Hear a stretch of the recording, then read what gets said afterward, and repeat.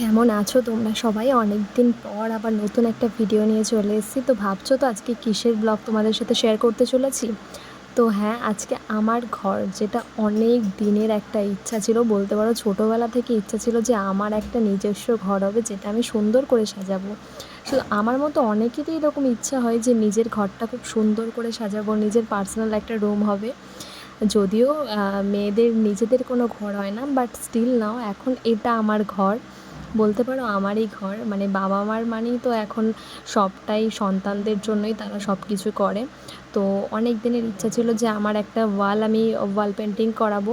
ভীষণ, মানে আমার আঁকিবুকি করতে ভীষণ ভালো লাগে। তো আমার যে ছোটোবেলার ড্রয়িং স্যার ছিল, মানে যে স্যারের কাছে আমি ড্রয়িং শিখেছিলাম, তো স্যারকে একদিন ডাকলাম, স্যার একবার আসুন, আমার ঘরে এরকম একটা ওয়াল পেন্টিং করাতে চাই। তো স্যার চলে আসে, আর আমরা দুজন মিলে, স্যার আর আমি, বেশিরভাগটা স্যারই করেছে।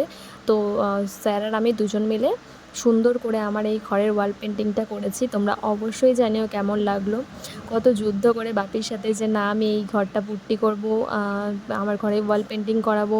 এগুলো আমার শখ, বলতে পারো যে নিজের ঘরটা খুব সুন্দর করে সাজাবো। এখনও অনেক ইনকমপ্লিট আছে, এখনও অনেক কিছু বাকি আছে আমার ঘরের। বাট ছোটো ছোটো করে চেষ্টা করি যতটা পারার নিজের ঘরটাকে একটু সুন্দর করে সাজানোর। আমার খুব ভাল লাগে, ইভেন বিছানার চাদর পর্যন্ত আমি সবসময় টান টান রাখতেই পছন্দ করি। মানে আমার সাজাতে, আঁকিবুকি করতে সত্যিই খুব ভালো লাগে।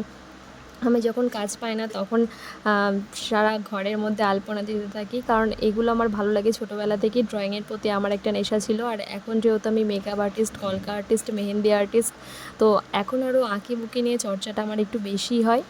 তো আমার এই ঘরের ওয়াল পেন্টিংটা কেমন লাগলো অবশ্যই জানিও। এটা আমার অনেক দিনের স্বপ্ন ছিল, শখ ছিল যে আমার ঘরটা সুন্দর করে মনের মতো করে সাজাবো।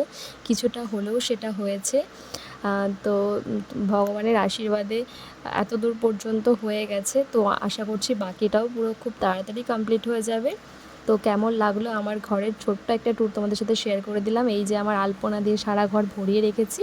তো চলো, কেমন লাগলো অবশ্যই জানিও। অন্য ভিডিওতে দেখা হবে। টাটা।